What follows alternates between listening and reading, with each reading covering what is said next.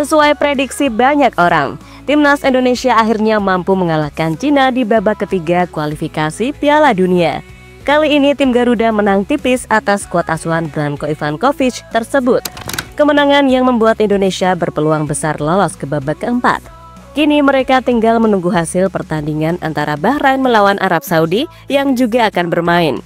Di balik kemenangan yang diraih oleh tim Garuda, tentunya ada momen-momen menarik di dalamnya. Salah satunya yang ditunjukkan oleh J. Itzas sebagai kapten tim. Selain itu juga ada aksi terbaik yang ditunjukkan oleh para pemain Liga 1 yang ternyata mendapatkan kepercayaan dari Patrick Kluivert. Dan untuk itu, inilah cerita di balik kemenangan yang diraih timnas Indonesia atas Cina.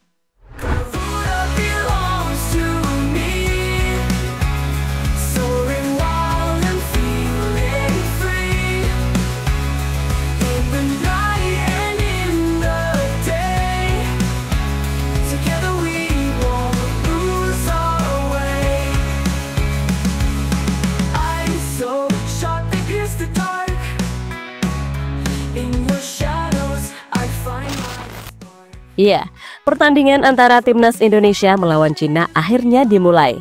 Sebagai tuan rumah, Indonesia pastinya diunggulkan atas wakil Asia Timur tersebut.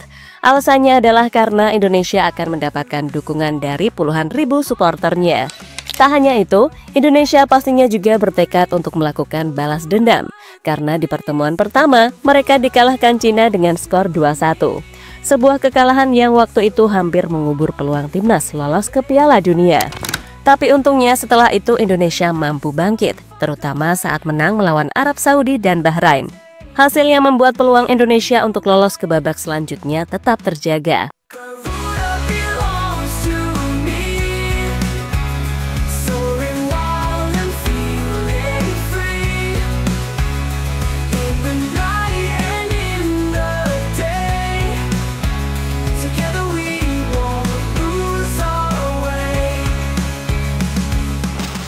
Kembali ke laga melawan Cina.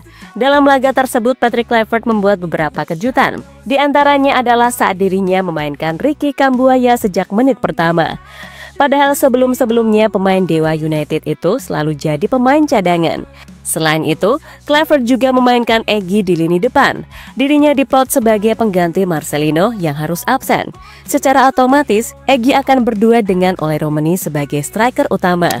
Untuk sayap kanan, Kluivert memainkan Jakob Sayuri. Pemain Malut United itu menggantikan peran Kevin Dix yang ternyata disimpan oleh Kluivert.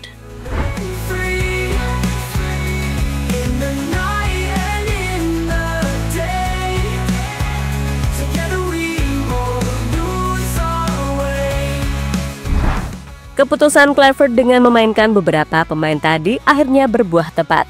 Beberapa peluang mampu diciptakan oleh timnas Indonesia. Sayangnya, peluang itu belum ada yang membuahkan gol.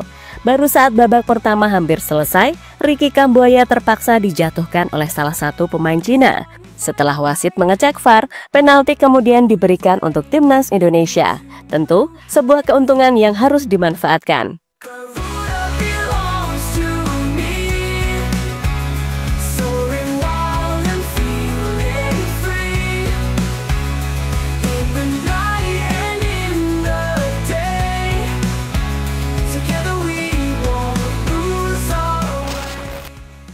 Trik J. Itzas menipu para pemain Cina sebelum penalti ditendang. Mendapatkan momentum penalti tentu harus benar-benar dimaksimalkan oleh Indonesia. Hal inilah yang membuat J. Itzas mengerti akan tekanan yang mungkin saja diberikan kepada sang algojo. Dalam hal ini adalah Ole Romeni. Tak hanya tekanan, bisa saja Ole Romeni mendapatkan provokasi dari lawan sehingga fokusnya bakal terganggu. Maka dari itu, sebelum penalti ditendang, J. Itzas tiba-tiba memegang bola, seolah-olah dirinya yang akan melakukan penalti tersebut. Selain J. Itzas, aksi lain juga ditunjukkan oleh Egy. Dirinya tampak melindungi titik putih agar tidak dirusak oleh para pemain Cina.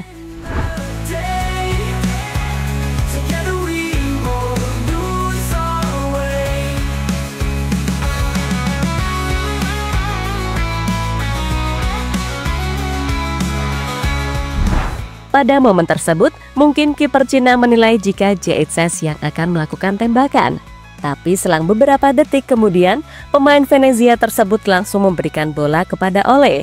Dengan begitu, tendangan penalti akhirnya ditugaskan kepada Ole Romeni dan pemain Oxford itu akhirnya mampu menyelesaikannya dengan baik untuk menjadi gol.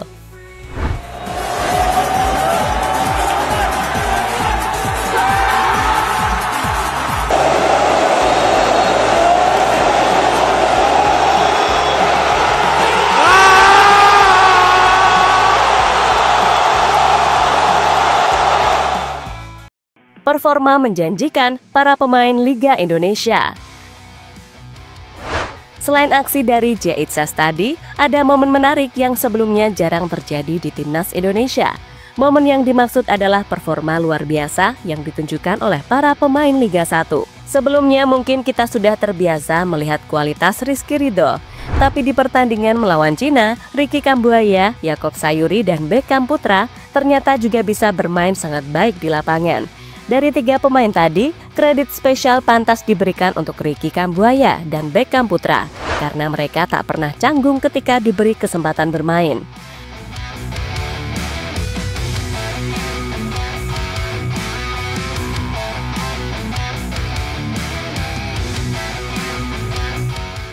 Dengan apa yang ditunjukkan oleh beberapa pemain tadi, hal ini semakin membuktikan jika pemain lokal Liga 1 mampu bersaing dengan para pemain diaspora yang bermain di liga-liga Eropa. Tentu, sebuah hal yang sangat positif, sekaligus kredit tersendiri layak diberikan kepada Kluivert, karena dirinya berani memainkan pemain Liga 1 yang sebelumnya memang jarang diberi kesempatan waktu membela timnas.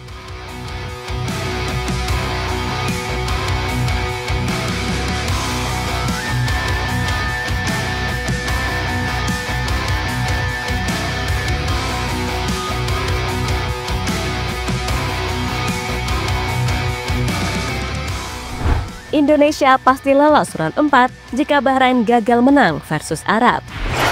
Kemenangan melawan Cina memang sangat berarti karena dengan kemenangan tersebut membuat Indonesia unggul 6 angka dari 2 pesaingnya, yakni Bahrain dan Cina. Bahkan kemenangan itu juga bisa membuat Indonesia lolos ke babak keempat. Tapi tentu ada syaratnya. Syaratnya adalah Bahrain gagal meraih kemenangan saat melawan Arab Saudi. Jika itu terjadi, maka Indonesia sudah dipastikan lolos ke babak keempat yang rencananya akan dimainkan pada bulan Oktober nanti. Tentu, sebuah prestasi yang sangat luar biasa untuk tim debutan, karena ternyata Indonesia mampu memberikan persaingan sengit kepada para lawan-lawannya.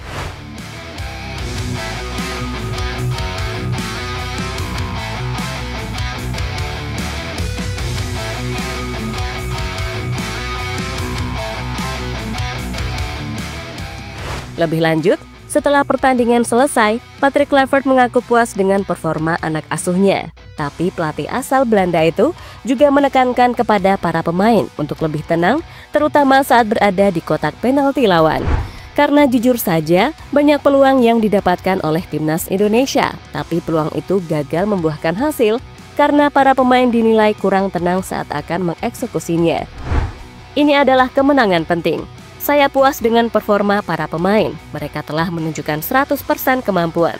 Harusnya kami bisa mencetak gol lagi, tapi apa daya, Dewi Fortuna belum berpihak.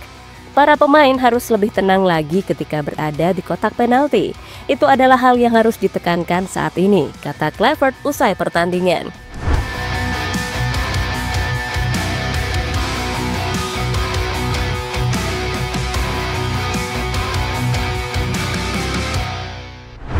Setelah ini, timnas Indonesia akan langsung terbang ke Jepang untuk menjalani pertandingan terakhir di babak ketiga kualifikasi Piala Dunia. Semoga sebelum pertemuan itu terjadi, timnas sudah lolos dulu ke babak keempat agar beban para pemain sedikit berkurang.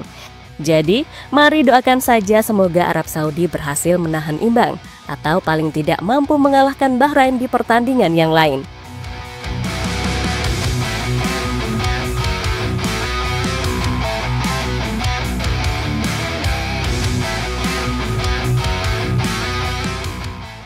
Jadi itulah cerita di balik kemenangan timnas Indonesia atas Cina di babak ketiga kualifikasi Piala Dunia.